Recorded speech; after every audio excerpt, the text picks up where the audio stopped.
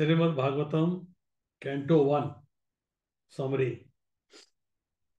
आज जो है हम चर्चा करेंगे नारद जी के बारे में। तो जो चर्चा चल रही थी इसमें अब नारद जी कहते हैं कि केवल कृष्ण कीर्तन कृष्ण स्मरण से ही कलयुग में मनुष्यों का उद्धार होगा। या उद्धार की बात हो रही है। तो उद्धार करने के लिए तरीका क्या बताया? कृष्ण का कीर्तन और कृष्ण का स्मरण, इन दो चीजों से उद्धार होना है। भगवान की लीला का कथा का वर्णन आप प्रेम पूर्वक करिए। सब साधनों का फल भगवान का प्रेम है। अब कोई भी साधन अपनाए, भगवान की सेवा करे, शमनम कीर्तनम विष्णु स्मरणम पाद सेवनम अर्चनम वंदनम दास्यम साखे आत्म निवेदनम, उसका फल जो है वो है कृष्ण प्रेम। अब वो कह रहे हैं आप तो ज्ञानी हैं। नारद जी व्यास देव जी से कह रहे हैं आप तो ज्ञानी हैं, महाराज मैं आपको अपनी कथा सुनाता हूँ, मैं कैसा था और कैसा हो गया। अब यहाँ नारद जी के चरित्र की चर्चा हो रही है। व्यास जी को विश्वास दिलाने के लिए नारद जी अपना दृष्टांत दे रहे हैं, अपना एग्जाम्पल दे रहे हैं, अपने पूर्व जन्म की कथा सुनाते हैं। कथा का श्रवण और सत्संग दोनों का फल बताते हैं कि श्रवण का फल क्या है और सत्संग का फल क्या है। कथा सुनने से और वैष्णवों की सेवा करने से जीवन सुधरता है। नारद जी कहते हैं मैं दासी पुत्र था, परंतु मैंने 4 महीना 4 मास कन्हैया की कथा सुनी, मुझे सत्संग मिला तो मेरा जीवन दिव्य बना। कृष्ण कथा से मेरा जीवन सुधरा है। मैं दासी पुत्र था, आचार विचार का कुछ भान नहीं था, परंतु जब मैंने कथा सुनी तो मेरा जीवन पलट गया। वो जीवन कथा सुनने के बाद हमारा भी पलटना चाहिए, हमारे में भी बदलाव आना चाहिए, चेंज आना चाहिए। ये मेरे गुरु की मेरे पे कृपा थी। व्यास जी नारद जी से कहते हैं अपने पूर्व जन्म की कथा सुनाओ फिर। आप कह रहे हो कि आप पूर्व जन्म में दासी पुत्र थे, तो आप जो है पूर्व जन्म की कथा सुनाओ। तो नारद जी कहते हैं सुनो। मैं 7-8 साल का था कि मेरे बचपन में ही मेरे पिता की मृत्यु हो गई। मेरी माता दासी का कार्य करती थी, मैं भील बालकों के साथ खेलता था। मेरे पुण्यों का उदय हुआ, मेरे पुण्य जागृत हो गए। कैसे? कि हम जिस गांव में रहते थे वहां घूमते फिरते साधु चले आए। गांव वालों ने उन्हें अपने गांव में चातुर्मास्य में ठहरने को बोला। कहा इस बालक को आपकी सेवा में सौंप दिया और मुझे उनकी सेवा में सौंप दिया। ये पूजा के फूल लाने में मदद करेगा, आपकी दूसरी सहायता भी करेगा, विधवा का लड़का है, प्रसाद भी आपके पास पालेगा। तो नारद जी कहते हैं कि मुझे उन साधुओं का दर्शन ही नहीं, उनकी सेवा का भी लाभ मिला।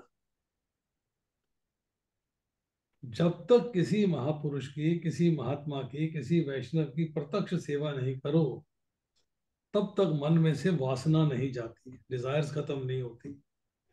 वासना जाने का कारण एक ही है, साधु की सेवा, साधु का संग। कहते हैं जब साधु संग करते हैं तो अंदर के विकार जाते हैं। तो कहते हैं मेरे जो गुरुदेव थे वो सच्चे संत थे, जो साधु उसमें थे मेरे सच्चे संत थे, भगवान की भक्ति में रंगे हुए थे। तो मुझे उस सच्चे संत की सेवा करने का लाभ मिला। अब यहाँ पर एक बात समझने की है कि पहले तो सच्चे वैष्णव की, सच्चे संत के दर्शन ही नहीं मिलते, और जब दर्शन हो जाए तो उनके प्रति सद्भाव नहीं जागता। पर गुरुदेव जो है अमानी थे। अमानी मीन्स तणादपि सुनी चैन तरोरपि सहिष्णुना अमानी ना मान देना कीर्तनीय सदा। अमानी मतलब अपने मान की चिंता नहीं करते थे, दूसरे को मान देते थे। उनके संग से मेरे को भक्ति का संग लग गया, उन्होंने मेरा नाम रख दिया हरिदास। हरि का दास। अब वो कहते हैं कि सुखदेव जी ने जन्मते ही व्यास जी से कहा कि आपसे मेरा कोई संबंध नहीं है, आप मेरे पिता नहीं हो, मेरे पिता तो भगवान हैं, मुझे जाने दो। परंतु ये रास्ता, ये मार्ग आसान नहीं है। सामान्य मनुष्य इस मार्ग का अनुकरण कर सके ऐसा नहीं हो सकता। आसान मार्ग तो ये है कि सबके साथ प्रेम करो और भगवान के साथ प्रेम करो। मतलब आपको प्रेम करना है सबके साथ भी और भगवान के साथ भी। आत्मा और परमात्मा आपस में एक जैसे हैं, आपस में संबंधित हैं, उनका संबंध है। तो कहता है मेरे गुरुदेव प्रेम की मूर्ति थे।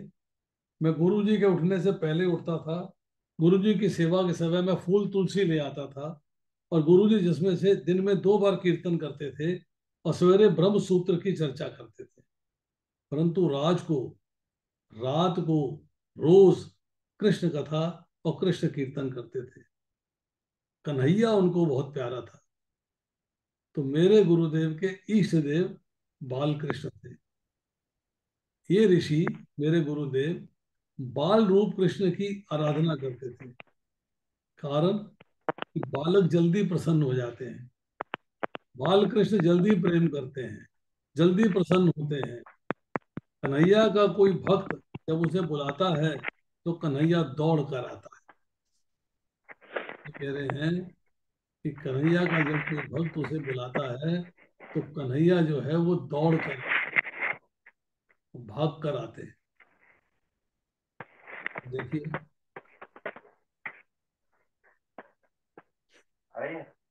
कहते हैं नहीं आई। मैं कीर्तन में जाता, कथा सुनता, मैं बहुत कम बोलता था, क्योंकि बहुत बोलना वैष्णवों को अच्छा नहीं लगता। वाणी से शक्ति मत हम्म। वाणी से शक्ति मत खर्च करो, अर्थात कम बोलो और मौन रखो। गोपाल बाबू ऑडियो ऑफ कर लीजिएगा। जो सेवा करता है वैष्णव की, उस पर वैष्णव कृपा करते हैं। ये तीनों गुण नारद जी कहते हैं मुझ में थे। इन्हें भी, इन्हें दे दूं फोन से, ये भी सुनते रहेंगे। मैं कोल और भील बालकों के साथ खेलता था। एक दिन मैं कथा में गया तो मेरे गुरु कृष्ण कथा का वर्णन कर रहे थे। मैंने कथा में बाल लीला सुनी। छोटे छोटे ठीक। बालक कन्हैया को बहुत प्यारे लगते हैं। गोपाल प्रभु आप हैं वहां पर, अपना ऑडियो ऑफ करिए।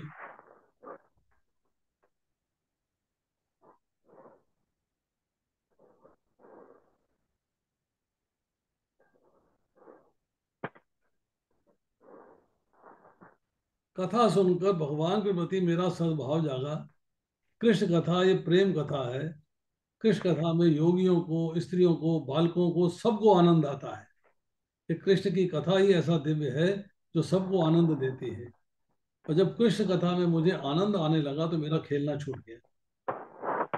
मेरा खेलना छूट गया। कृष्ण कथा में गुरुदेव पागल बने हैं। कृष्ण कथा कहने में इंटरेस्ट है और किसी काम में इंटरेस्ट ही नहीं है। मनुष्य संसार के पीछे पागल है और उस पागलपन से मुक्त नहीं हो सकता। भौतिक डिजायर इतनी स्ट्रांग है, उनके प्रति आकर्षित रहता है। परंतु अगर भगवान के पीछे मनुष्य पागल बन जाए तो आनंद ही कितना। वैष्णवों की आंखें शुद्ध होती हैं, पवित्र होती हैं। वैष्णव आंखों से पाप नहीं करते और वैष्णवों की आंखों में कृष्ण विराजते हैं। वैष्णव 3 प्रकार से कृपा करते हैं। जिसकी ओर बार बार दृष्टि करते हैं उसका जीवन सुधरता है। माला फेरते जिस शिष्य की याद आएगी उसका जीवन सुधरेगा। मेरे गुरु मुझे बार बार निहारते थे। गुरु जी कहते थे बच्चा बड़ा समझदार है। गुरु को आनंद होता है, वे बहुत प्रसन्न थे। ये नारद जी अपनी पास्ट लाइफ बता रहे हैं। कहते हैं ये जीव जो है ये जातिहीन है, किसी जाति में पैदा नहीं होता, पैदा होता है फिर जाति बनती है, पर कर्महीन नहीं है। वैष्णव जिस पर प्रेम की नजर डालते हैं उसका कल्याण होता है। कहते हैं मैं प्रसाद लेने के बाद उनकी जूठी पतलें उठाता था। मैं दासी पुत्र था, तो कहे बुना मुझे खाने को कौन देता। गुरु जी ने मुझे इस प्रकार सेवा करते देखा। गुरु का हृदय पिघला। उन्होंने मुझसे पूछा, हरिदास तुमने भोजन किया है? मैंने कहा नहीं, मैंने भोजन नहीं किया। गुरुदेव को मुझ पर दया आई। बोला बालक कितना समझदार है। गुरुदेव ने मुझे कहा, आज्ञा दी कि इन पत्तलों में जो महाप्रसाद रखा है उसे तुम खाओ। अब समझिएगा प्रसाद में महाप्रसाद में क्या भेद। जो भगवान को भोग लग जाता है उसे प्रसाद कहते हैं, भोग लगने के बाद। अब उस प्रसाद को जब वैष्णव खा लेते हैं, गुरुजन खा लेते हैं, फिर जो बचता है गुरुजनों का उच्छिष्ट, भगवान का प्रसाद, उसको महाप्रसाद कहते हैं। तो कहते हैं पत्तलों में मैंने महाप्रसाद रखा है, तुम उसे खाओ। मैंने भी प्रसाद खाया। शास्त्र की आज्ञा है कि गुरु की आज्ञा के सिवाय उनका उच्छिष्ट नहीं खाना चाहिए। संत जब कल्याण की भावना से प्रसाद देते हैं तो कल्याण होता है। संत हृदय पिघलने पर बुलाकर देते हैं तब वे प्रसन्न हुए ऐसा मानना। मैंने प्रसाद ग्रहण किया, मेरे सब पाप नष्ट हो गए। मुझे भक्ति का रंग लग गया, मुझे कृष्ण प्रेम का रंग चढ़ गया। उस दिन मैं कीर्तन में गया तो मुझे एक नया अनुभव हुआ। कीर्तन में निराला आनंद आया। मैं आनंद में नाचने लगा। अति आनंद में देह का ध्यान छूटता है। कीर्तन भक्ति कृष्ण को अतिशय प्रिय है। भक्ति का रंग मुझे उसी दिन लगा, तब मुझे राधा कृष्ण का अनुभव हुआ। सुखदेव जी कहते हैं नारद जी व्यास जी को अपना आत्मचरित्र सुना रहे हैं। मैं कम बोलता था इसलिए मुझ पे वैष्णवों की कृपा हुई। भाई खा ली। मैं सावधान रहता था, संत सेवा में सद्भाव रखते हैं, इसलिए गुरुदेव की मुझ पर खास कृपा हुई। मुझे वासुदेव गायत्री का मंत्र दिया। पहले स्कंद के 5वें अध्याय का 37वां श्लोक ज्यादा करवाएंगे क्या? वासुदेव गायत्री का मंत्र है। नमो अरे भगवते तो देखो, तुभ्यं वासुदेवाय धीमहि दिन पूरा प्रद्युम्नाय नमो संकर्षणाय च। बंद कौन लगा था? डिस्टर्बेंस आ रही है, माइक ऑन है कईयों के। ये सुनते नहीं है लोग, क्या किया जाए। आप म्यूट कर दीजिए, आप म्यूट कर दीजिए प्रभु जी। वो ना एक बार ही लैब ही टूट जाती है, लिंक खत्म हो जाता प्रभु जी यूके शर्मा जी हैं जिनका मोबाइल ऑन है और जहां से आवाज आ रही है। यूके शर्मा जी अगर आप सुन पा रहे हैं तो प्लीज अपना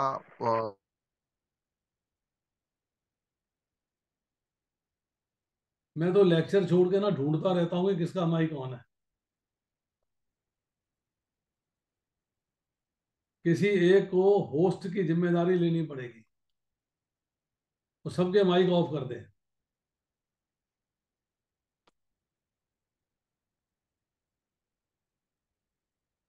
कहते हैं मैंने 4 प्रकार इसी प्रकार गुरुदेव की सेवा की। जब गुरु जी गांव छोड़कर चले जाने का दिन आया, तब गुरु जी अब चले जाएंगे सोचकर मुझे बड़ा दुख हुआ। मैंने गुरु जी से कहा, गुरु जी आप मुझे साथ ले चलिए, मुझे मत छोड़ो। मैं आपकी शरण में आया हूँ, मैं आपके चौके पर सोया करूंगा, आपका नीच से नीच काम भी करूंगा, मुझे सेवा में साथ दे चलो, मेरी उपेक्षा ना करो। गुरु को प्लीड कर रहे हैं। गुरुदेव ने विधाता का लेख पढ़कर मुझसे कहा, तो अपनी माता का ऋणा अनुबंधी पुत्र है, तूने माता का ऋण चुकाना है। इस जन्म में तुम्हें उसका ऋण चुकाना चाहिए, इसलिए माता का त्याग नहीं करना। यदि तू माता को छोड़कर आएगा तो तुझे दूसरा जन्म लेना पड़ेगा। तुम्हारी माता की आहें हमारे भजन में विक्षेप करेंगी। तुम घर में रहो, घर में रहकर भगवान का भजन करो। नारद जी कहते हैं गुरुदेव आपने तो कथा में कहा था कि भगवान के भजन में जो विघ्न करे उसका त्याग कर दो, भगवान के भजन में जो साथ दे उसका संग करो, भगवान के मार्ग में ले जाए वही सच्चा स्नेही है। अगर मेरी माता मेरे भजन में विक्षेप करने वाली है तो क्या मुझे अपनी माता का त्याग नहीं करना चाहिए। संसारी माँ बाप की यही इच्छा रहती है कि मेरा पुत्र विवाह करके वंश की वृद्धि करे। उनको तो इच्छा होती ही नहीं कि हमारा पुत्र परमात्मा में तन्मय हो, भगवान की सेवा में लग जाए, और हमें भी आगे लगाए। मेरी माता मेरे भजन में विक्षेप करने वाली है, डिस्ट्रैक्शन करने वाली है, डिस्टर्बेंस करने वाली है। आपने कथा में एक दिन कहा था कि जो भी स्नेही हो, जो कथा में विक्षेप करने वाले हो, ऐसे स्नेहियों का भी त्याग कर। मीराबाई को लोगों ने बहुत त्रास दिया।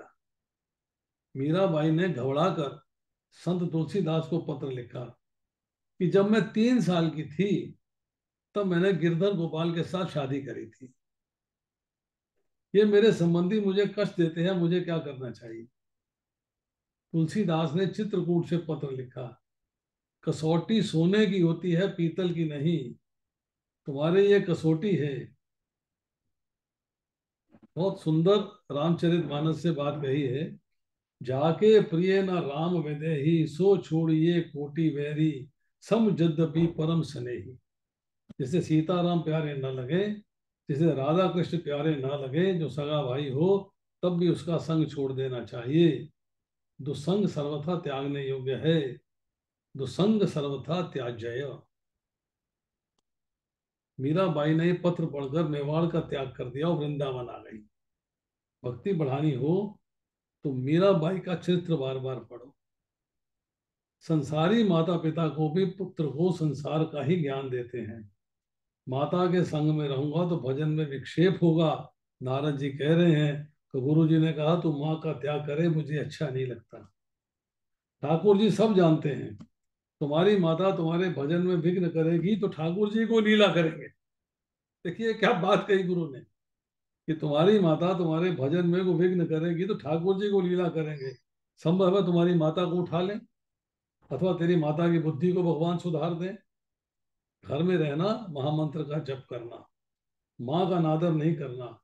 जप करने से भाग्य बदलता है, प्रारब्ध बदलता है। जप की धारा टूटे नहीं, इसका ध्यान रखना।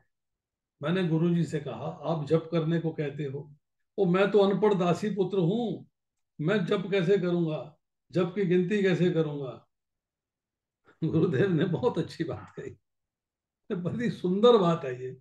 उन्होंने कहा तुम कृष्ण के जप में तन्मय हो जाओ, सीरियस हो जाओ, सिंसियर हो जाओ। जप करने का काम तुम करो और जप को गिनने का काम कृष्ण करेंगे। मतलब इतना सिंसियर हो, इतने सीरियस हो कि तुम जप करने में तन्मय हो जाओ। जप करने का काम तुम करो और जप को गिनने का काम कृष्ण करेंगे। जब तुम करना तो गिनेगा कन्हैया। जो प्रेम से भगवान का स्मरण करते हैं उनके पीछे पीछे भगवान आते हैं। हमारे भगवान को और कोई काम नहीं है। ये था माँ प्रबदंत थे तां सदैव भजामी अहम। तो जिस भाव से मेरा स्मरण करता है उसी के अनुरूप उसे फल देता हूँ। जगत की उत्पत्ति और संहार का सारा काम माया को सौंप दिया है। भगवान के नाम का जो भी जप करता है भगवान उसके आगे पीछे घूमते हैं। जप की गिनती तो नहीं करनी। हम लोग क्या करते हैं, 16 माला हो गए, चलो 17वीं नहीं करनी, 18वीं नहीं करनी, 16 बड़ी मुश्किल से 16 हुई है, चलो जी काम निपटा। ये हमारी फीलिंग रहती है। नहीं, कहते जप की गिनती तो नहीं करनी। जब गिनोगे तो किसी को कहने की इच्छा होगी, किसी को जब की संख्या कहोगे तो थोड़ा पुण्य चला जाएगा, पुण्य का क्षय हो जाएगा। गुरुदेव ने मुझे वासुदेव गायत्री का मंत्र 32 लाख जप करने को बोला। 32 लाख जप होगा तो विधाता का लेख भी मिटेगा, पाप का नाश होगा। बेटा इस मंत्र का सदा जप करना।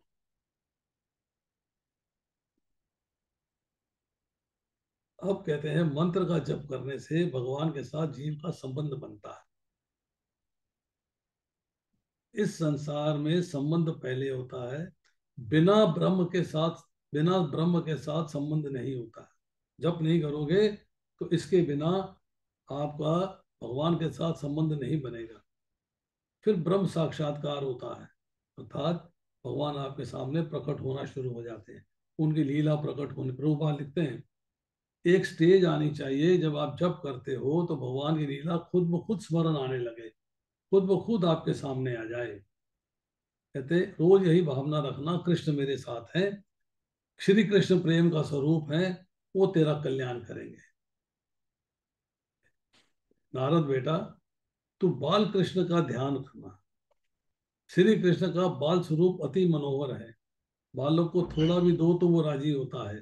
इसलिए गुरुदेव ने बाल उपासना करी, बाल स्वरूप का ध्यान करने की आज्ञा दी। भावना से बाल स्वरूप का ध्यान करो। मेरे गुरुजी मुझे छोड़कर चले गए, मुझे अति दुख हुआ।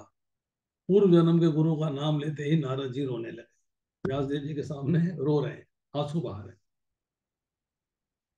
अब यहाँ बात कही है कि जो सच्चा गुरु है, जो सदगुरु है, सच्चा गुरु है, उसका कोई स्वार्थ नहीं होता, कोई सेल्फ इंटरेस्ट नहीं होता। कहता है, नारद जी कहते हैं, मैंने निश्चय किया और जप शुरू कर दिया। मैं सतत जप करता था, जप किए बिना मुझे चैन नहीं आता। घूमते फिरते स्वप्न में भी जप करता था। शैया पर सोने से पहले हमेशा जप करो, जप की धारा ना टूटे। 1 वर्ष तक वाणी से जप करना, 3 वर्ष तक कंठ से जप करना, और 3 वर्ष के बाद मन से जप होता है, तब इसे अजपा जप कहते हैं।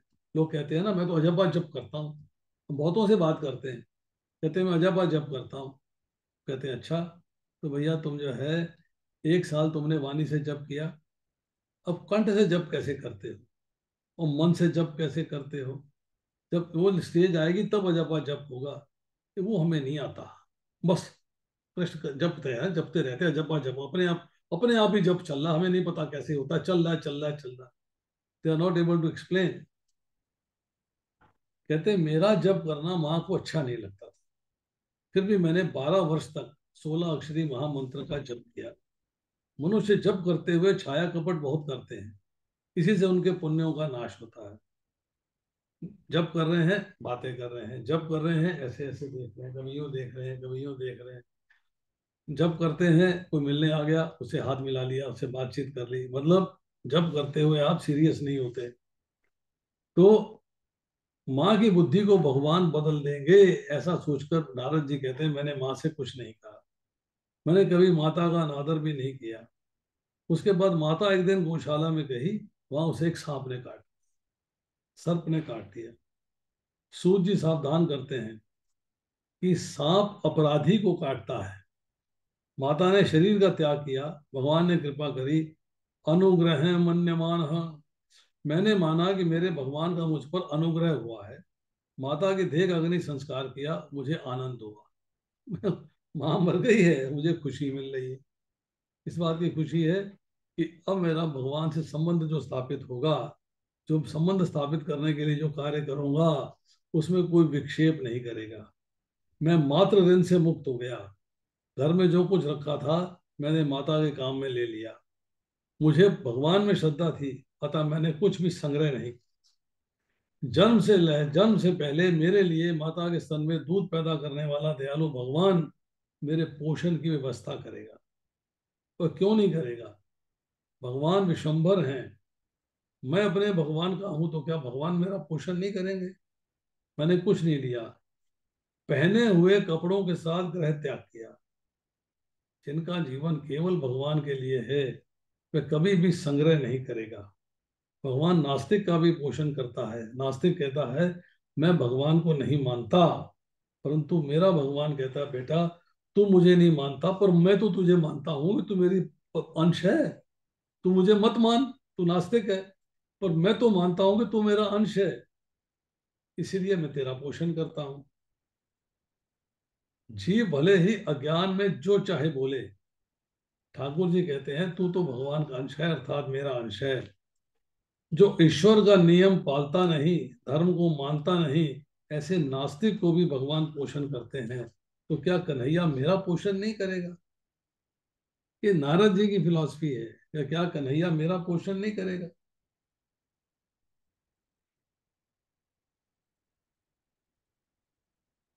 नारद जी कहते हैं, मैंने कभी भीख नहीं मांगी, मगर अपने भगवान की कृपा से मैं कभी भूखा नहीं रहा। मैंने किसी चीज का संग्रह नहीं किया, परंतु भगवान ने किसी दिन मुझे भूखा नहीं रखा। भगवत स्मरण करता था, मैं घूमता था, फिरता था। 12 वर्षों तक मैंने तीर्थों का भ्रमण किया। इसके बाद मैं घूमता फिरता गंगा नदी के तट पे पहुंचा, गंगा स्नान किया।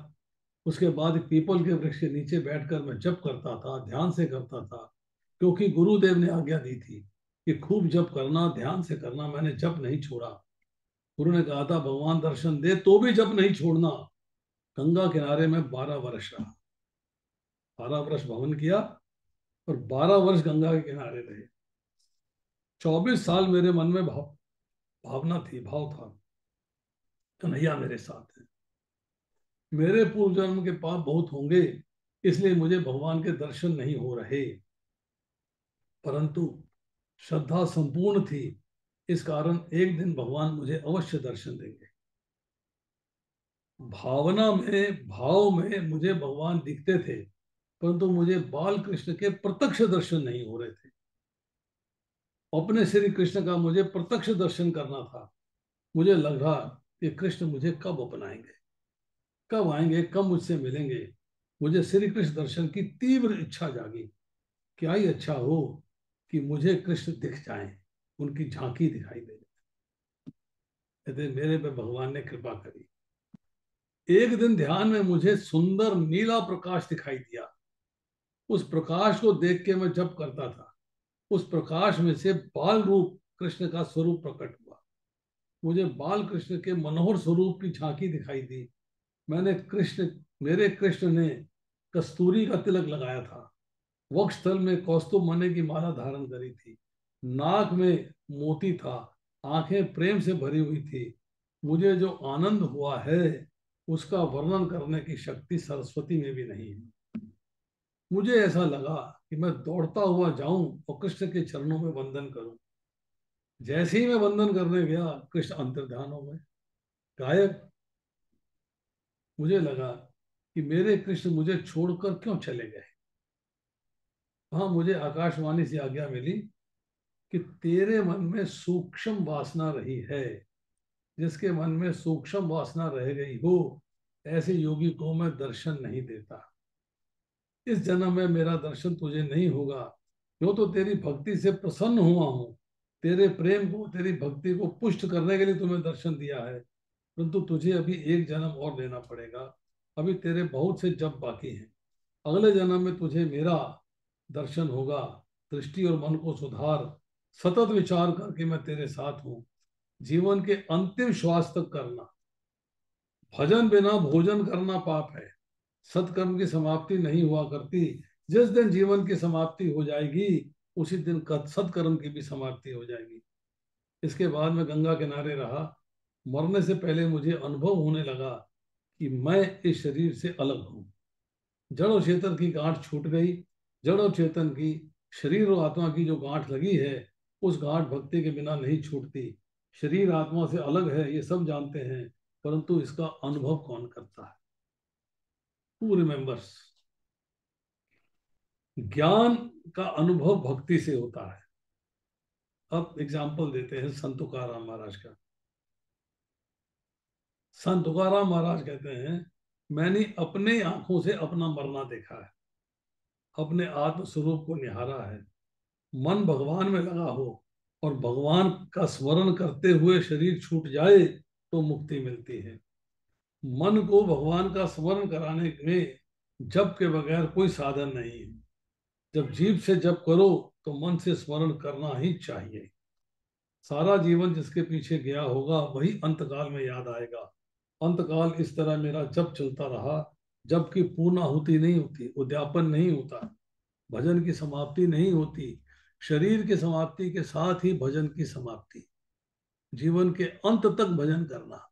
अंतकाल में राधा कृष्ण का चिंतन करते हुए मैंने शरीर को त्याग दिया। अपनी मृत्यु मैंने प्रत्यक्ष देखी। मुझे मृत्यु का कष्ट नहीं हुआ। इसके बाद मैं ब्रह्मा जी के यहाँ जन्मा। मेरे पिता बने ब्रह्मा जी। पूर्व जन्म के कर्मों का फल मुझे इस जन्म में मिला। मेरा नाम रखा गया नारद। पूर्व जन्म में किए गए भजन से मेरा मन स्थिर हुआ। मेरा मन संसार की ओर जाता ही नहीं। जब मेरा मन चंचल नहीं होता, अब तो मैं सतत परमात्मा का दर्शन करता। अब नारद जी कहते हैं, एक दिन मैं गोलोक धाम में गया, जहां लगातार रासलीला होती है। वहां राधा कृष्ण का मुझे दर्शन हुआ। मैं कीर्तन में तन्मय हुआ तो कृष्ण कीर्तन में मुझे अति आनंद मिला। प्रसन्न होकर राधा जी ने मेरे लिए भगवान से सिफारिश करी कि नारद जी को प्रसाद दे। भगवान कृष्ण ने मुझे प्रसाद दिया। व्यास जी ने पूछा, प्रसाद में भगवान ने तुम्हें क्या दिया? नारद जी से पूछ रहे हैं। नारद जी ने कहा प्रसादी में, मतलब भगवान ने जो प्रसाद दिया उसे प्रसादी कहते हैं, प्रसादी में भगवान ने मुझे तंबूरा दिया है जो नारद जी बजाते हैं। भगवान ने मुझे कहा कृष्ण कीर्तन करते करते जगत में भ्रमण करो और मुझसे जो अलग हो चुके, विलग हो चुके, जुदा हो चुके जीव हैं उनको हमारे पास लाओ।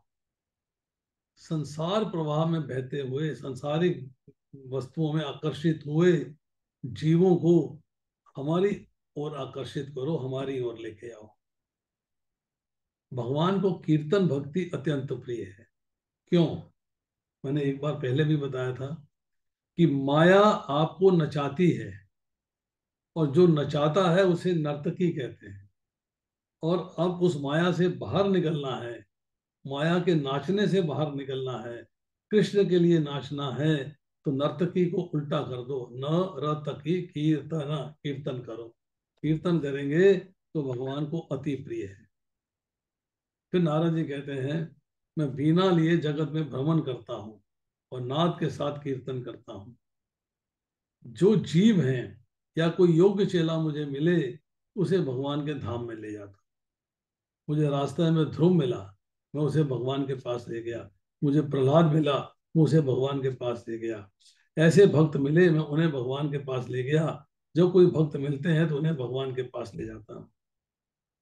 सत्संग में मैंने भगवान की कथा सुनी, श्री कृष्ण कथा सुनी, श्री कृष्ण कीर्तन किया और अपनी प्रेम की लता को, लता मीन्स बेल, प्रेम की बेल को मैंने पुष्ट किया। अब मैं जब चाहूं इच्छा करूं कन्हैया मुझे झांकी देते हैं, मुझे दर्शन देते हैं, मेरे साथ कन्हैया नाचता है। अब एग्जाम्पल आता है संत नामदेव का, कि संत नामदेव महाराज जब कीर्तन करते थे उस समय विट्ठल दास जी अर्थात विट्ठल भगवान नाचते थे। मैं अपने ठाकुर जी का काम करता हूं इसलिए उनको अति प्रिय मानता हूं और उनको अति प्रिय लगता हूं।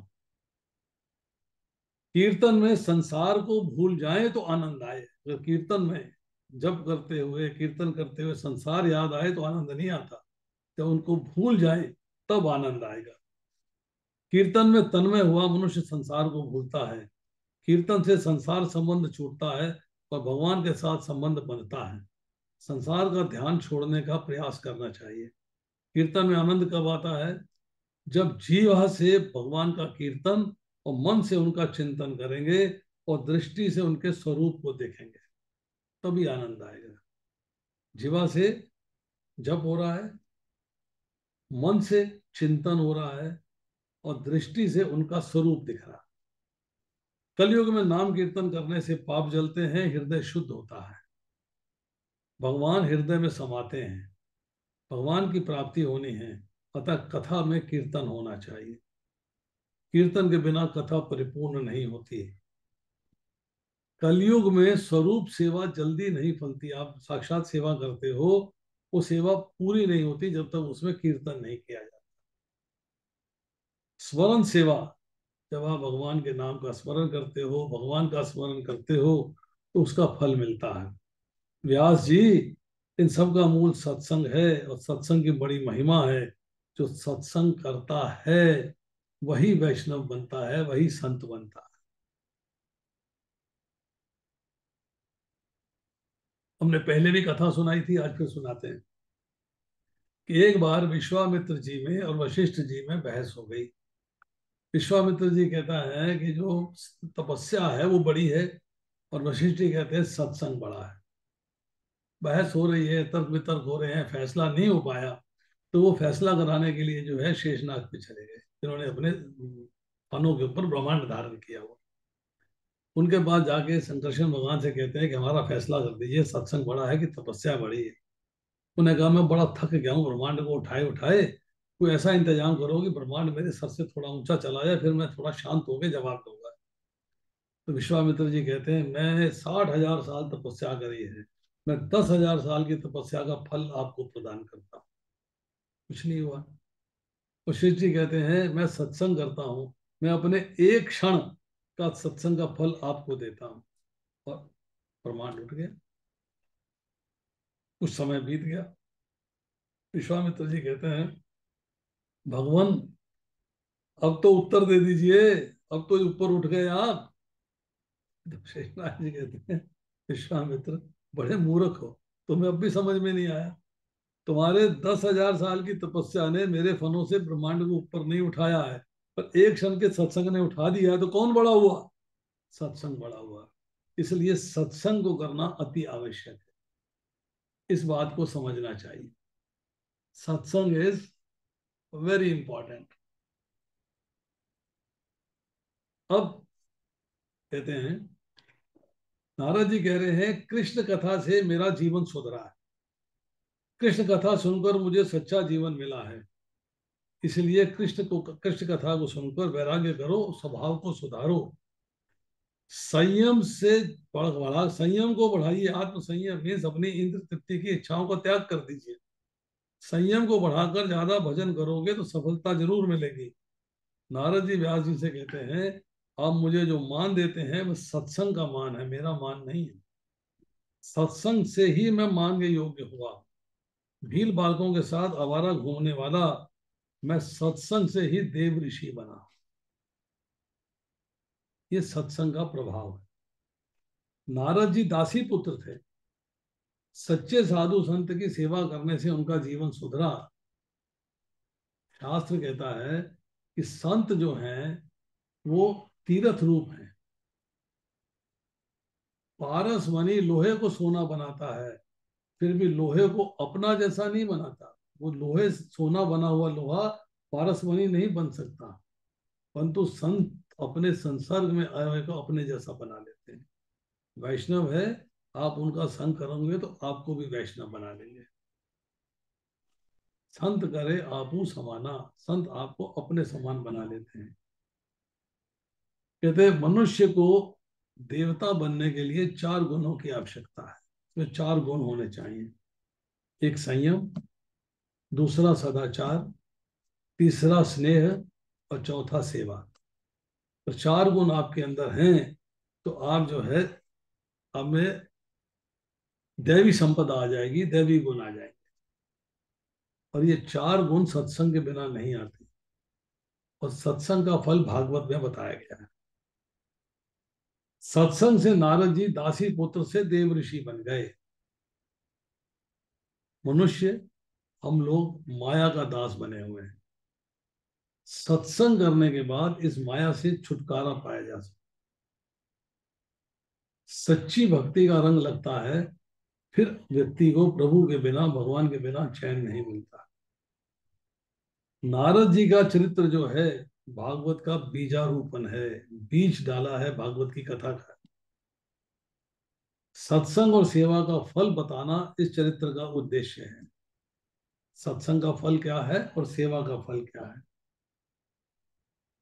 अतः विस्तार से बात चर्चा हुई। हमने देख लिया कि जप के बिना जीवन सुधरता नहीं।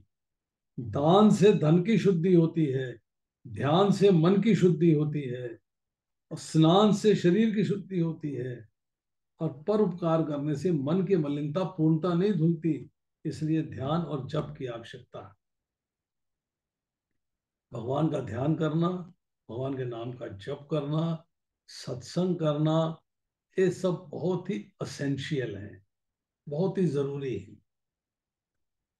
अब जप करने वाले की स्थिति कैसी होनी चाहिए, उसकी पोजीशन कैसी होनी चाहिए? जप की प्रशंसा करते हुए गीता में भगवान कहते हैं, यज्ञाना जपो यज्ञस्मि, मैं ही जप यज्ञों में मैं जप हूं। तो जप करने से जन्म कुंडली के ग्रह भी सुधरते हैं। 1 करोड़ जप जो कर लेता है उसके करने से तन सुधरता है, अर्थात आरोग्य प्राप्त होता है। 2 करोड़ जप करने से द्रव्य सुख मिलता है, अर्थात धन की उपलब्धि होती है। और 3 करोड़ जप करने से पराक्रम सिद्ध होता है, अर्थात यश और कीर्ति मिलती है। और 4 करोड़ जप करने से सुख की प्राप्ति होती है। 5 करोड़ जप करने से ज्ञान की प्राप्ति होती है। 6 करोड़ जप करने से शत्रुओं के विनाश होता, अंदर के शत्रुओं का, अंदर के शत्रु काम क्रोध लोभ मोह मत्सर, इनका विनाश होता है। 7 करोड़ जप करने से स्त्री को सौभाग्य सुख मिलता है, स्त्री को पति सुख, पुरुष को पत्नी सुख मिलता है। 8 करोड़ जप करने से मरण सुधरता है, अपमृत्यु टलती है, मृत्यु स्थान सुधरता है। और 9 करोड़ जप करने से इष्ट देव की झांकी होती है। जिस जब भगवान कृष्ण का जप करते हैं तो उनका सगुण स्वरूप का साक्षात्कार होता है। 10, 11, 12 करोड़ जप करने से संचित प्रारब्ध और क्रियामान कर्म जल जाते हैं। जो प्रभुपाद बताते हैं भगवत गीता के पर्पट्स में कि इस ज्ञान रूपी अग्नि से समस्त प्रकार के कर्म फलों का नाश हो जाता है। इन कर्मों का नाश होता है। और जब 13 करोड़ जप कर लेते हैं तो भगवान का साक्षात दर्शन।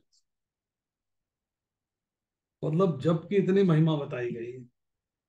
अब नारद जी व्यास जी से कहते हैं, अब आप ऐसी कथा करो जिससे सुनने वालों का पाप जले, उनका हृदय पिघले। अब तक आपने ज्ञान प्रधान कथा बहुत करी, परंतु अब प्रेम प्रधान कथा करी। आप ऐसी कथा करें जिसको सुन के सबके हृदय में कृष्ण प्रेम प्रकट हो। कथा का तात्पर्य नारद जी ने बताया है।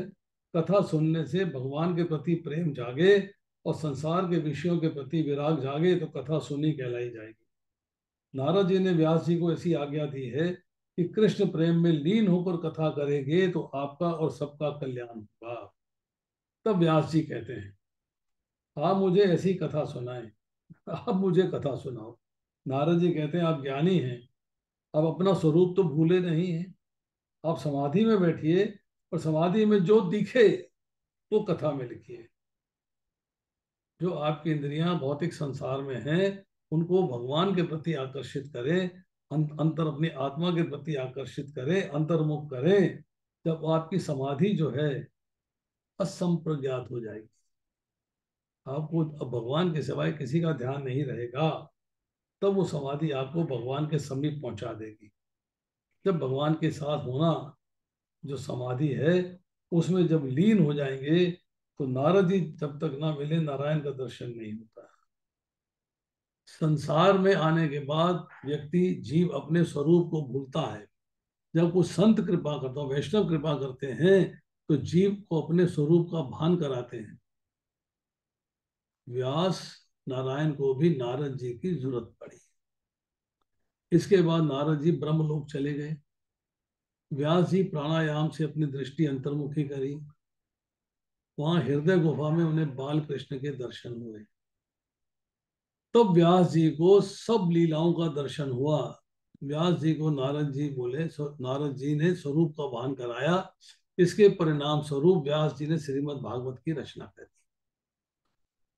भागवत में तत्व ज्ञान भी बहुत है, परंतु इसका प्रधान विषय तो प्रेम है। दूसरे पुराणों में ज्ञान, कर्म, आचार, धर्म आदि प्रधान है, परंतु भागवत पुराण में प्रेम प्रधान है, भक्ति प्रधान है। वाल्मीकि रामायण की चर्चा करते हैं तो आचार धर्म प्रधान ग्रंथ है, जबकि तुलसी रामायण भक्ति प्रधान ग्रंथ है। वाल्मीकि जी को अपने जन्म की कथा लिखने से तृप्ति ना हुई तो भगवान के मंगल में लीला कथी का भक्ति से प्रेम पूर्वक करना बाकी रह गया। इसलिए उन्होंने कलयुग में तुलसीदास के रूप में जन्म। भगवान की लीला कैसे चलती है। अब कहते हैं,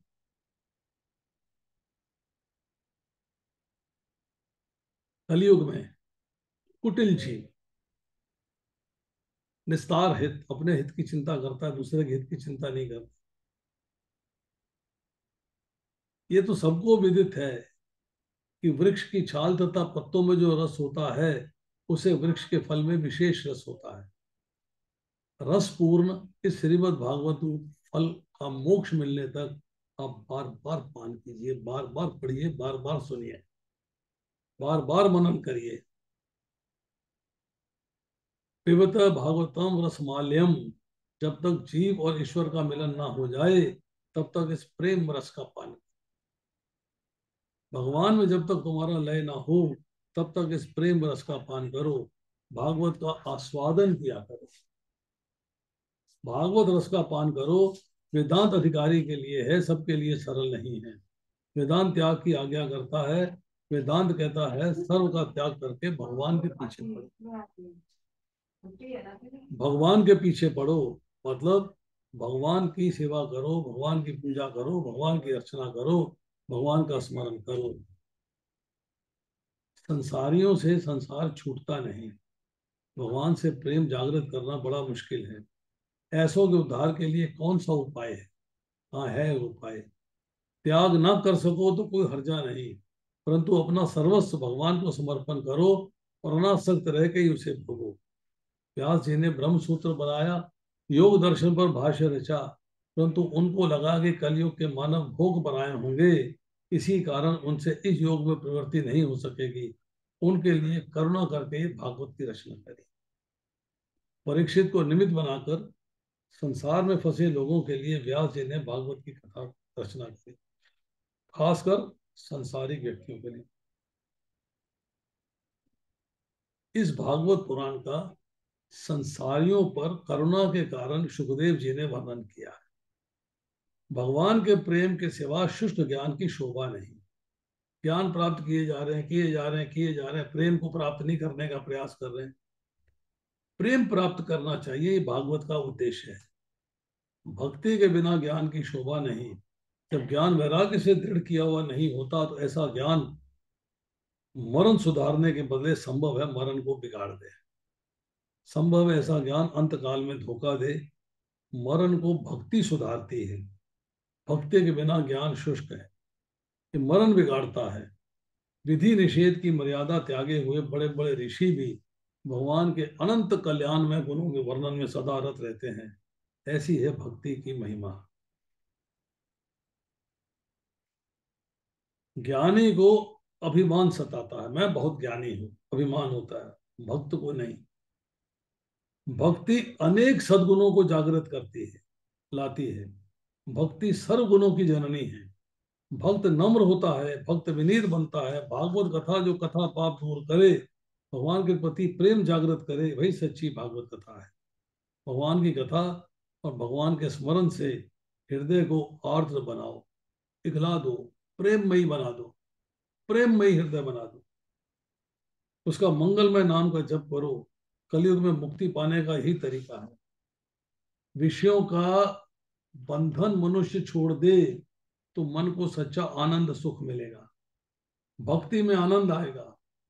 वैराग्य के बिना भक्ति सफल नहीं होती। वैराग्य मतलब जो वस्तुएं भगवान की भक्ति में प्रयुक्त नहीं होती हैं, यूजफुल नहीं है, उनको त्याग देना, और जो वस्तुएं भगवान की भक्ति में यूजफुल होती हैं, जरूरी हैं, उनको स्वीकार कर। आचार विचार शुद्ध होगा तो भक्ति को पुष्टि मिलेगी, उसको खुराक मिलेगी। जीवन विलासमय हुआ तो मान लो कि भक्ति का विनाश हुआ है। भागवत शास्त्र मनुष्य को काल के मुख से छुड़ाता है। ये मनुष्य को सावधान करती है कि काल के मुख से छूटना हो तो काल के भी काल श्री कृष्ण की शरण में जाओ। तो काल के भी काल श्री कृष्ण की शरण में जाओ। जो सर्वस्व भगवान पे छोड़ते हैं उनकी चिंता भगवान स्वयं करते हैं।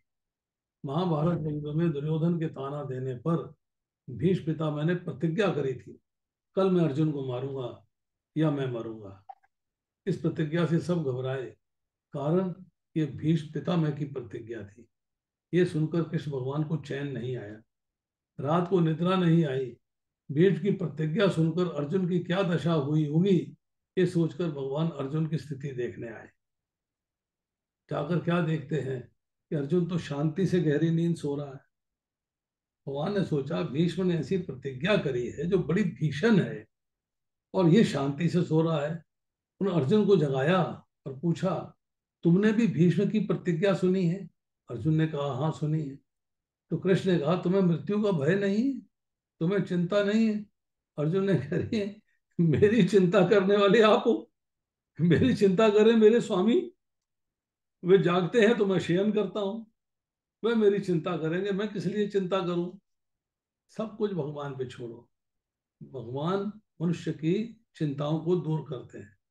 मनुष्य की जनता जब तक भगवान को ना हो जाए तब तक मनुष्य निश्चिंत नहीं होता। वो लेवल लेके आना पड़ेगा कि भगवान आपकी चिंता करे। तो प्रथम स्कंद जो है ये अधिकार की लीला है।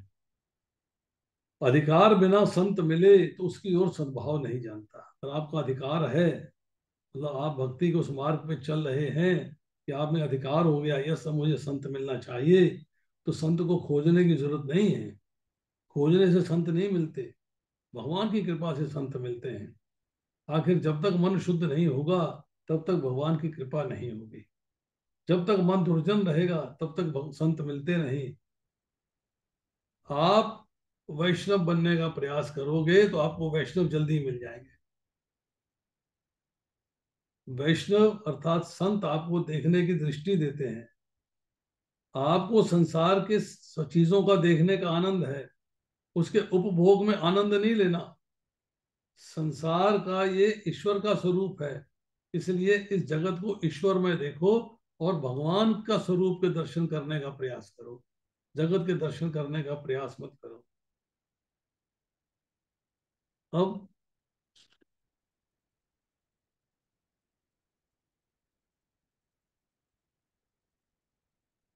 आगे चले कि बड़ा यही स्टॉप समाप्त कर दें।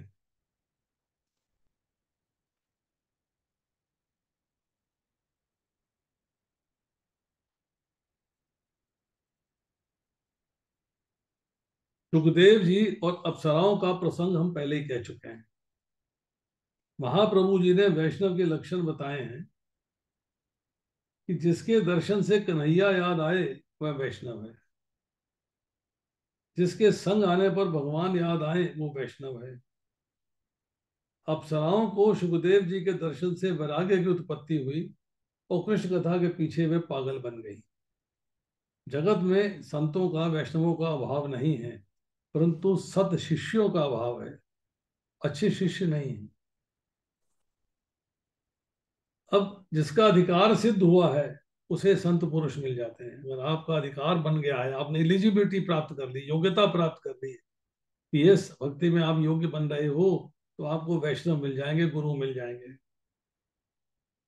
जिसकी आंख में ईश्वर है वो सब में ईश्वर का अनुभव करता है। इस जगत में निर्दोष केवल परमात्मा है और कोई नहीं। सब में कोई ना कोई दोष है, परंतु उस दोष को देखना नहीं है, अपने दोषों को देखना है। भगवान के सिवाय कोई निर्दोष नहीं है। संत में भी एक आधा दोष होगा, हो सकता है।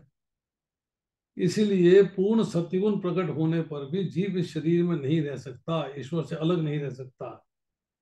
ब्रह्मा जी की दृष्टि भी गुण और दोष से भरी हुई है। जगत में सब प्रकार से कोई सुखी हो नहीं सकता। इस प्रकार सब प्रकार से कोई सुखी हो जाए तो सुख का भान भी भूल बैठेगा। ये सोच लीजिए कि संसार के प्रत्येक पदार्थ में गुण भी है और दोष भी। दृष्टि को ऐसी गुणमयी बनाओ कि किसी का दोष ना दिखाई दे। जब तक तुम्हारी दृष्टि गुण दोषों से भरी हुई है तब तक वैष्णवों में भी आपको दोष दिखाई देंगे। इसलिए जो है, जब दैवी संपत्ति की बात करते हैं तो उसमें एक शब्द आता है, छिद्रा अन्वेषण में अरुचि। मतलब दूसरों के छिद्र, दूसरों की वीकनेसेस, दूसरों के दोष नहीं देखने चाहिए। इसीलिए दृष्टिम ज्ञानमयीम कृत्वा पश्येद ब्रह्ममयम जगत। जिसकी दृष्टि गुणमयी है वही वैष्णव है। अभिमान आए तो पतन होता है, सतत दीनता आए उसकी आवश्यकता है। संभव है ईश्वर में भी संत का एक आध दोष इरादा पूर्वक रखता हो। संभव है ईश्वर भी अपने भक्तों में एक आधा दोष रहने देता हो, जिससे मेरे भक्तों को नजर ना लगे। माता बालक का श्रृंगार करके दूसरों की नजर ना लगे, इसलिए उस पर टीका लगा देती है, काजल का, काजल का टीका लगा देती है। मनुष्य में जब दोष नहीं रहता तो उसके मन में अभिमान जागता है कि मेरे दोष दूर हो गए, मैं परफेक्ट हो गया। तो अपनी दृष्टि को गुणमय बनाओ, दूसरों के दोष मत देखो, किसी के दोषों को मत देखो, किसी के पाप का विचार ना करो। या वाणी से उन पापों का उच्चार करना नहीं है।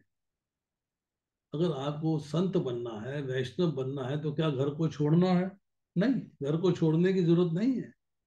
घर में छोड़ने से कुछ संत बनता है ऐसी बात नहीं है। घर में रहकर भी आप वैष्णव बन सकते हो, घर में रहकर भी भक्त बन सकते हो, घर में रहकर भी भगवान को प्राप्त किया जा सकता है। जितने भी संत हुए हैं दक्षिण भारत में, जाए तुकाराम है, एकनाथ है, या अपने ब्रज में गोपियां हैं, सब घर में रह के भगवान को प्राप्त किए हैं। गेरुए कपड़े पहनने से कोई संत नहीं हो जाता। कपड़े बदलने की जरूरत नहीं है, हृदय बदलने की जरूरत है, मन को बदलने की जरूरत है। मन के गुलाम मत बनो, मन को गुलाम बनाओ। परीक्षित परीक्षित महाराज ने मन को सुधार लिया, अतः उन्हें सुखदेव जी मिल गए। सब छोड़ने की जरूरत नहीं है। सब छोड़ने से निवृत्ति के समय इंद्रियां बहुत त्रास देती हैं। संसार में जो लक्ष्य को याद रखता है वही संत है। मनुष्य जीवन का लक्ष्य है भगवान से मिलन। जो इस लक्ष्य के लिए प्रतीक्षित सावधान है वह संत है। आत्मा ये मन का साक्षी है, दृष्टा है। जिसने अपने मन को सुधार लिया वही संत है। मन को सुधारोगे तो संत बनोगे। मन को सुधारने की जरूरत है। जगत नहीं बिगड़ा है, अपना मन बिगड़ गया है। मन पर विश्वास मत करो, मन पर कंट्रोल करो, मन पे अंकुश रखो। जिस दिन मन शुद्ध है, चरित्र शुद्ध है, ऐसा साक्षी तुम्हारी आत्मा दे, तो समझोगे अब तुम वैष्णवपन के रास्ते पे चल पड़े। मन को सुधारने के अनेक उपाय शास्त्रों ने बताए हैं। मन को मृत्यु का भय दिखाओगे तो मन सुधरेगा। मृत्यु के स्मरण से मन सुधरता है। मृत्यु को भूलने पर मन बिगड़ता है। परीक्षित राजा ने जब सुना कि 7वें दिन मरने वाला हूं, तो सुनते ही उनके विलासी जीवन का अंत आ गया। अब विलासी जीवन से विरक्त हुआ जीवन है। परीक्षित को मृत्यु का भय लगा तो जीवन सुधरा। मृत्यु का दुख भयंकर है। जीव शरीर छोड़ता है, उस समय हजारों बिच्छू एक साथ डंक मारते हो, ऐसी वेदना होती है। जन्म दुख है, वृद्धावस्था दुखमय है। स्त्री स्त्री पुत्रादि कुटुंब जन दुख रूप है, ऐसा शास्त्र कहता है। अंतकाल भी बड़ा दुखद है, इसलिए जागो। इस अंतकाल को रोज याद करो, नित्य विचार करो। यदि आज यमदूत मुझे पकड़ने आए तो मैं कहाँ जाऊंगा? नरक में, स्वर्ग में या बैकुंठ में? मृत्यु का निवारण करना है कैसे? कि धाम जाना है जहां मृत्यु नहीं है। कई तो बहुत समझदार बनते हैं। ऐसे एग्जाम्पल दिया है कि एक पाव सब्जी लेनी है तो पूरा बाजार घूम जाएंगे, फिर विचार करेंगे कौन सी सब्जी लेनी है बाजार घूमने के बाद। तो जिसका विचार करना है उसका विचार तो किया नहीं। भगवान के धाम जाने का विचार करना है वो तो किया नहीं, और सब्जी के लिए पूरा बाजार घूम रहे हैं। मृत्यु का भय रहेगा तो पाप दूर होगा। जिस दिन पाप दूर हो जाएगा तो मान लेना कि तुम वैष्णव बनने के रास्ते पे चल पड़े। पाप पुण्य के अनेक साक्षी हैं। सूर्य, चंद्र, धरती, वायुदेव सब साक्षी हैं। मेरे भगवान के अनन्य बहुत सेवक हैं। जहां जाओगे साथ आते हैं। मनुष्य ये मानता है कि मैं जो पाप करता हूं उसे कोई देखता नहीं, पर भगवान अंतर्यामी है, आपके हृदय में बैठे हैं, वो सब देख रहे हैं।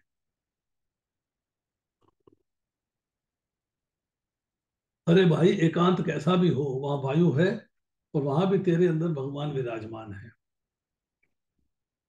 आखिर तो इस मनुष्य मनुष्य इस लोक में मरण की ही शरण हो जाता है। जब मर जाता है तो भगवान मृत्यु की शरण में चला गया। परंतु मृत्यु से पहले तक वो पाप का आचरण छोड़ता नहीं। मनुष्य ये जानता है कि उसे एक दिन मरना है, सब कुछ छोड़कर एक दिन जाना है। ऐसा होने पर भी वह पाप क्यों करता है? मुझे आश्चर्य होता है। इसलिए शास्त्र कहता है कि अपने जीवन को संभालो, केयर लो। परीक्षित जी का अधिकार सिद्ध होने पर योग्यता प्राप्त करी, भौतिक संसार से संबंध तोड़ लिया, ये योग्यता थी, तो सुखदेव जी वहां पधारे। सुखदेव जी को आमंत्रण नहीं देना पड़ा। सुखदेव जी ऐसे नहीं है किसी आमंत्रण पे आए। राजा का जीवन बदल गया है। सुखदेव जी ने जब जाना कि परीक्षित राजा अब राजा नहीं रहा, महर्षि हुआ है, तो वे आ गए। राज ऋषि और ऋषि एक है। राजा जब तक महलों में विलासी जीवन बिताता था तब तक सुखदेव जी नहीं आए, परंतु तक्षक के भय से संसार छूटा तो सुखदेव जी पधारे। राजा होता है, और उस समय सुखदेव जी कथा करने गए होते तो राजा कहता, आप आए हैं ठीक किया, 1 घंटा कथा करें और विदा लें, जाइए, मुझे बहुत काम है। परीक्षित राजा को विश्वास था कि उसे 7 दिन के बाद मरना है। हमें तो अपनी खबर भी नहीं है। जीवन पानी का बुलबुला है, पानी के बुलबुले फूटते देर नहीं लगती, इस प्रकार जीवन का अंत आने में भी देर नहीं लगती। पता नहीं कब चला जाए, कब जीवन समाप्त हो जाए। तो प्रथम स्कंद अधिकार लीला का है। श्रीमद् भागवत के ज्ञान का संपादन का अधिकारी कौन है, ज्ञान देने का अधिकारी कौन है। इस स्कंद में 3 प्रकरण हैं, उत्तम अधिकार, मध्यम अधिकार और कनिष्ठ अधिकार। सुखदेव जी और परीक्षित उत्तम वक्ता है, श्रोता। नारद और व्यास जी मध्यम वक्ता और सूत जी और शौनक जी कनिष्ठ वक्ता श्रोता है। व्यास जी समाज सुधारने की भावना से कथा करते हैं, इसलिए उनको मध्यम वक्ता कहा गया है। समाज को सुधारने की इच्छा अनेक बार प्रभु भजन और प्रभु मिलन में बाधक होती है। दूसरे को सुधारने की भावना प्रभु भजन में विघ्न डालती है। दूसरे को सुधारने के झंझट में नहीं पड़ना, अपना जीवन सुधारो, अपने को सुधारो। कथा करते समय सुखदेव जी को खबर नहीं थी कि मेरी कथा सुनने के लिए सामने कौन कौन बैठा है। सुखदेव जी की कथा से बहुतों का जीवन सुधरता है, परंतु इसका विचार सुखदेव जी नहीं करते। ब्रह्मज्ञानी महात्मा एक क्षण भी ब्रह्म चिंतन नहीं छोड़ सके, ऐसी दशा सुखदेव जी की है। 16 आने वैराग्य ना हो तो दृष्टि ब्रह्माकार नहीं होती। जगत में ब्रह्म ज्ञानी मिल सके, परंतु ब्रह्म दृष्टि रखकर विचारने वाले सुखदेव जैसे नहीं मिलते। कथनी और करनी एक ना हो, आचरण एक ना हो तो शब्दों में शक्ति नहीं आती। रामदास स्वामी ने कहा है, मैंने किया है, मैंने अनुभव किया है, इसके बाद आपको कहा है। सुखदेव जी महाराज तो बोले हैं और जीवन में उतार कर बोले हैं। सुखदेव जी उत्तम वक्ता हैं, कारण उनकी वाणी और आचरण एक है। इसलिए किसी संत ने कहा है, ऐसा व्यक्ति वंदनीय है। एक समय माता अपने पुत्र को संत एकनाथ जी के पास ले गई। कहने लगी, महाराज मेरे पुत्र को गुड़ खाने की आदत पड़ गई है, अब ये आदत छोड़ता नहीं, तो गुड़ खाना छोड़ दे, ऐसा आशीर्वाद दीजिए। महाराज ने उस समय आशीर्वाद नहीं दिया, कारण में स्वयं गुड़ खाते थे। उन्होंने उस माता से कहा, तुम कुछ दिन के बाद पुत्र को लेकर आओ, उस समय मैं आशीर्वाद दूंगा, आज नहीं। उन्होंने स्वयं गुड़ खाना छोड़ दिया। विठल नाथ कृपा करो, आज से मैंने गुड़ छोड़ा है, ताकि मेरी बात में शक्ति आ जाए। फिर कुछ दिनों के बाद में माता अपने पुत्र को लेकर आई और महाराज ने उस समय उस बालक को आशीर्वाद दिया। प्रसाद की प्रसादी करते अजीर्ण हो, इतना प्रसाद नहीं लेना चाहिए। भगवान योगी भी हैं और भोगी भी हैं, पर जीव भोगी है, योगी नहीं। इसलिए भगवान 56 भोग भोग लगाए तो कोई हर्ज नहीं, हमसे ऐसा नहीं हो सकता। त्याग से अलौकिक शक्ति आती है। विषय भोग हमारे हाथ से निकल जाए, छूट जाए तो दुख होता है, और विषय प्राप्त हो, हम उसको छोड़ दें तो आनंद होता है। सुखदेव जी में 16 आने वैराग्य है, अतः वह उत्तम वक्ता है। महाप्रभु ने कहा है कि भागवत में समाधि भाषा मुख्य है। ईश्वर के ध्यान में जिसे थोड़ा भी आनंद है, उसे भागवत का अर्थ जल्दी समझ में आना आता। व्यास देव जी ने एक एक लीला का प्रत्यक्ष दर्शन किया है। व्यास देव जी ने अंतर्दृष्टि से सब देखा है। भगवान का स्वरूप अलौकिक है, अपनी आंखें लौकिक हैं, अतः लौकिक आंखें अलौकिक ईश्वर को नहीं देख सकती। बाहर की आंखें बंद करने पर जब अंदर की आंखें खुलती हैं, तब भगवान के दर्शन होते हैं। आज इतना ही, शेष फिर। हरे कृष्णा।